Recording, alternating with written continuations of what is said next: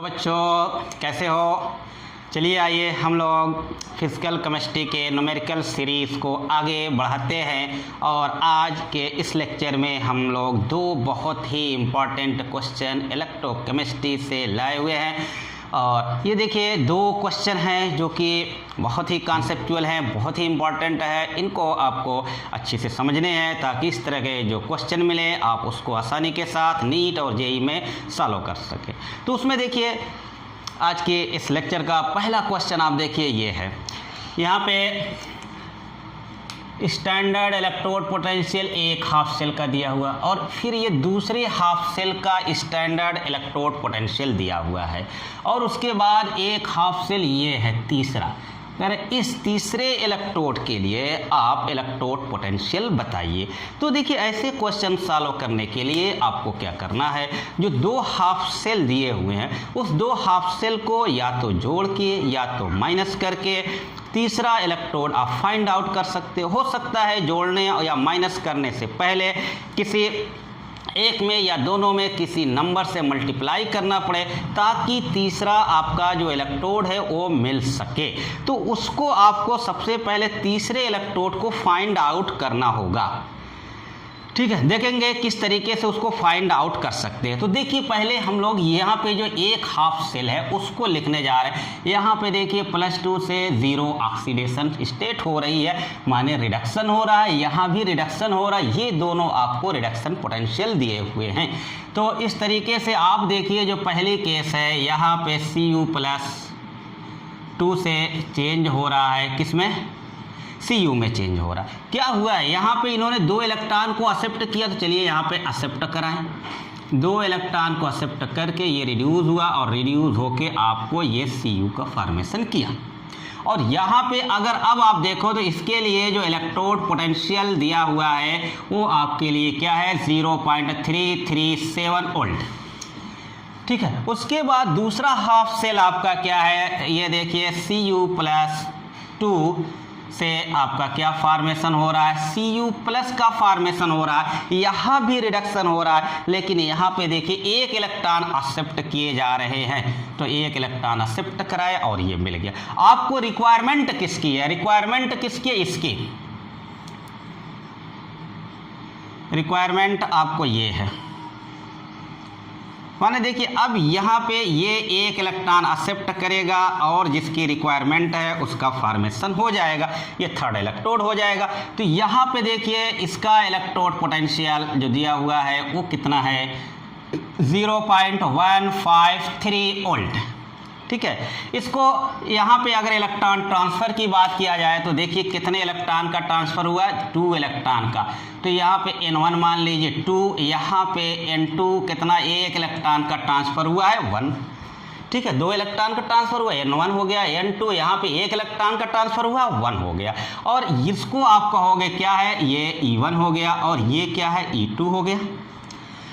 अब देखिए आपको ये फाइंड आउट करना है, ये फाइंड आउट करना है। यहाँ पे एक ये हाफ सेल है, ये एक हाफ सेल है, ये वाला फाइंड आउट करने के लिए अगर आप देखिए इन दोनों रिएक्शन को हम माइनस करते हैं 2 में से 1 को, तो ये तो खत्म हो जाएगा, ख़त्म हो जाएगा।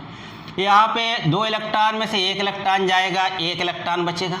देखिए हम ज़रा सा इसको करते हैं, ये गया ख़त्म।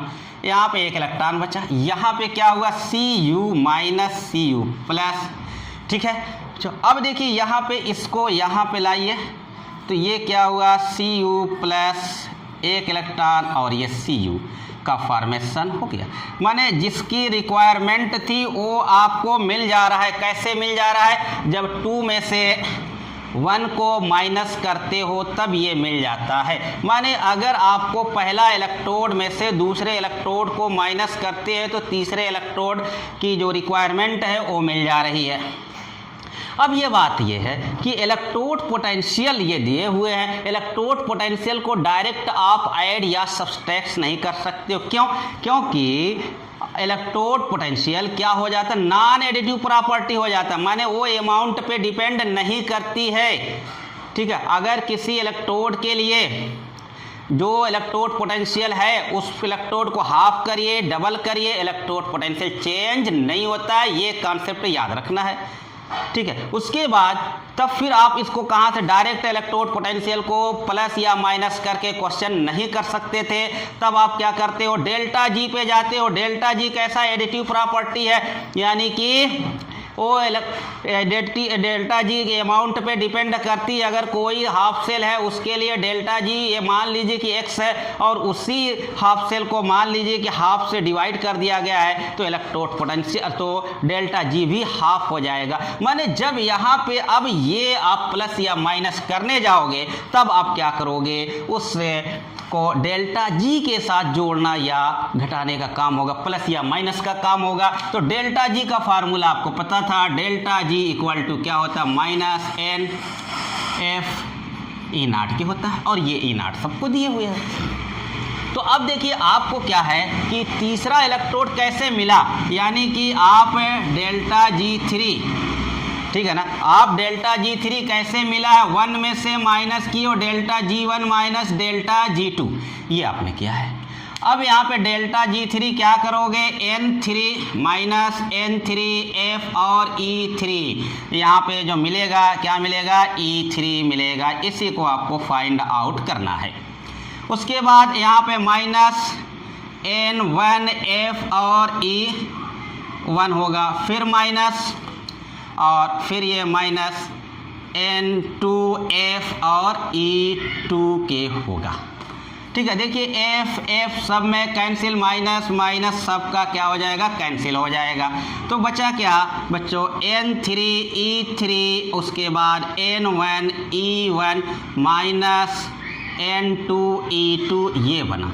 यहाँ से आपको कैलकुलेट क्या करना है, E3 कैलकुलेट करना है। तो ये हो गया N1 E1 minus N2 E2 अपान N3। अगर यहाँ पे अब आप देखिए E3 जब निकालने जा रहे हो तो वैल्यू अब यहाँ पे आप क्या करिए, पुट करिए। N1 इलेक्ट्रॉन का ट्रांसफ़र कितना है, 2, तो यहाँ पे आपने 2, ठीक है। उसके बाद E1 कितना है, 0.337 के, ठीक है। उसके बाद माइनस साइन, और N2 कितना इलेक्ट्रॉन का ट्रांसफ़र, 1। उसके बाद इलेक्ट्रोड पोटेंशियल इनका कितना दिया हुआ है, 0.153।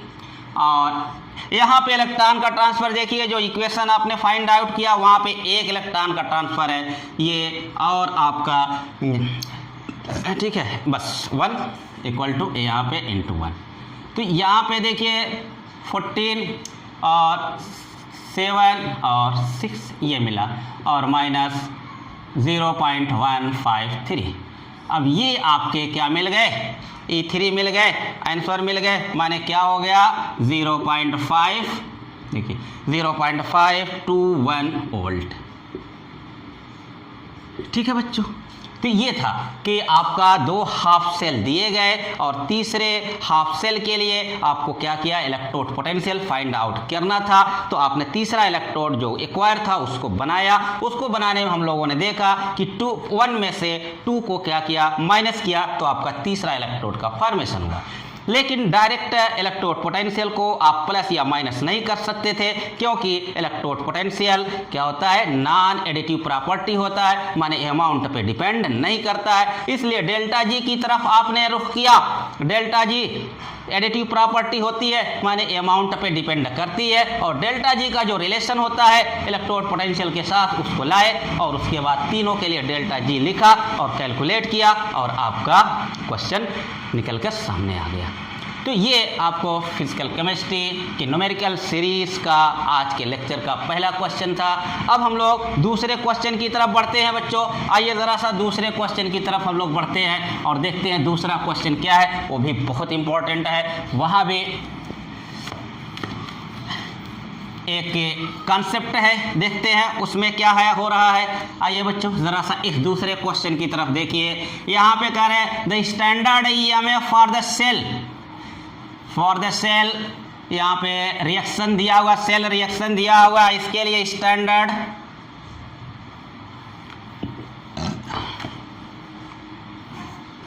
इलेक्ट्रोड पोटेंशियल दिया जा रहा है, और आपसे इक्विलिब्रियम कांस्टेंट की बात की जा रही। तो अगर इलेक्ट्रोड पोटेंशियल माने E0 और इक्विलिब्रियम कांस्टेंट के में रिलेशन पूछा जाए तो हमने उसको आप लोगों को इलेक्ट्रोकेमिस्ट्री में पढ़ाया है, और वो आपका रिलेशन क्या है, ये relation log Kc equal to Ne0 upon 0.059, ये रिलेशन आपको यूज करना है। इस रिलेशन को यूज करके आप क्या कर सकते हो, Kc माने इक्विलिब्रियम कांस्टेंट Kc की वैल्यू फाइंड आउट कर सकते हो। तब देखिए जरा सा, सबसे पहले तो इलेक्ट्रॉन ट्रांसफर की बात होगी कि कितने इलेक्ट्रॉन ट्रांसफर हो रहे हैं, ठीक है। उसके बाद कैलकुलेशन हो, E0 तो आपको ऑलरेडी दिया हुआ, E0 कितना है 0.36 वोल्ट E0 को दिया गया है, ठीक है। अब इस रिएक्शन पे आइए जरा सा, जिस रिएक्शन को दिया हुआ है Cu+ से फॉर्मेशन हो रहा है Cu, ये सेल रिएक्शन आपको दिया गया है, ठीक है। अब देखिए यहाँ पे एक +1 से 0 हो रही है, +1 से 2 हो रही है, माने इस कॉपर का ऑक्सीडेशन भी हो रहा है, रिडक्शन हो रहा है। अगर इस रिएक्शन को पूछा जाए किस कैटेगरी का है, तो ये रिएक्शन सेम एलिमेंट का ऑक्सीडेशन भी हो रहा है और रिडक्शन भी हो रहा है, इसका मतलब ये डिस्प्रपोर्शनेट रिएक्शन है। तो आइए ज़रा सा देखते हैं इस रिएक्शन को। यहाँ पे इसको मैं अगर इस तरीके से लिख दूँ, 2 बार Cu, देखिए 2 बार Cu+2 लिख दूँ, और ये देखिए यहाँ पे लिख, बहुत इंपॉर्टेंट क्वेश्चन। तो यहाँ पे एक Cu का क्या हो गया, ये हो गया, अब प्लस से आपका क्या हुआ है 0 हुआ है, माने इसने क्या किया, एक इलेक्ट्रॉन को एक्सेप्ट किया, ठीक है, एक इलेक्ट्रॉन को एक्सेप्ट किया माने रिडक्शन हो गई है बना, और ये वाला फिर Cu क्या हो रहा है, यहाँ पे एक इलेक्ट्रॉन लूज किया गया, एक इलेक्ट्रॉन लूज किया गया, लूज करके ये बन रहा है। तो एक इलेक्ट्रॉन एक्सेप्ट भी किया जा रहा है, एक इलेक्ट्रॉन लूज भी किया जा रहा है, ठीक है, माने एक ऑक्सीडेशन हाफ बन रहा जा रहा है, फिर एक रिडक्शन। तो इसका मतलब ये हुआ कि नंबर ऑफ इलेक्ट्रॉन ट्रांसफर कुल कितने हो गए, ये तो आपको पता लग गया, नंबर ऑफ इलेक्ट्रॉन ट्रांसफर कितना हो गए, 1 हो गया। बस ये फाइंड आउट करना था। ये जब फाइंड आउट कर लिया कि कितने इलेक्ट्रॉन का ट्रांसफर हो रहा है, तो आपके लिए फिर कोई प्रॉब्लम नहीं है, यहाँ पे आप वैल्यू रखेंगे, वैल्यू रख के कैलकुलेट कर लेंगे। तो आइए जरा सा देखते हैं, एक इलेक्ट्रॉन का ट्रांसफर हो रहा है तो log Kc equal to Ne0 upon 0.059।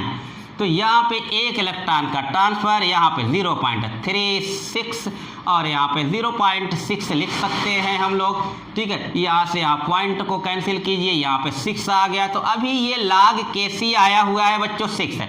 तो अब यहाँ पे एंटी लॉग तो आपको टेबल हो ही रही। तो मैंने आप लोगों को एक कॉन्सेप्ट बताया था कि अगर log Kc इक्वल टू, ठीक है, n आ जाए तो Kc इक्वल टू क्या मिल जाएगा, 10 की पावर n मिल जाएगा।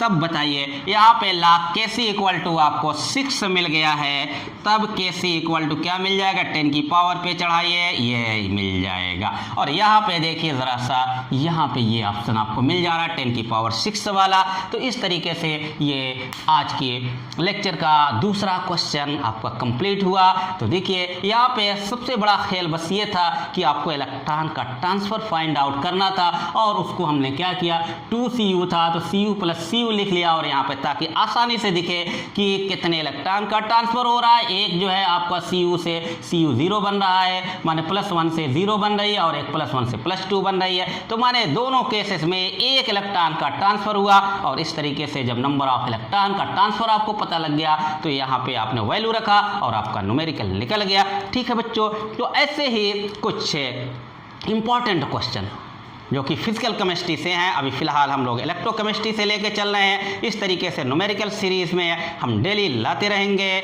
आप लोग बढ़िया से पढ़ते रहिए, और अगर आपने चैनल को सब्सक्राइब नहीं किया है प्लीज़ सब्सक्राइब करिए, ताकि जैसे ही मैं इस न्यूमेरिकल सीरीज़ के क्वेश्चन को अपलोड करूँ आपके पास नोटिफिकेशन पहुँचे और आप उससे ज़्यादा से ज़्यादा एडवांटेज फ़ायदे उठा सकें, ठीक है बच्चों। Thank you.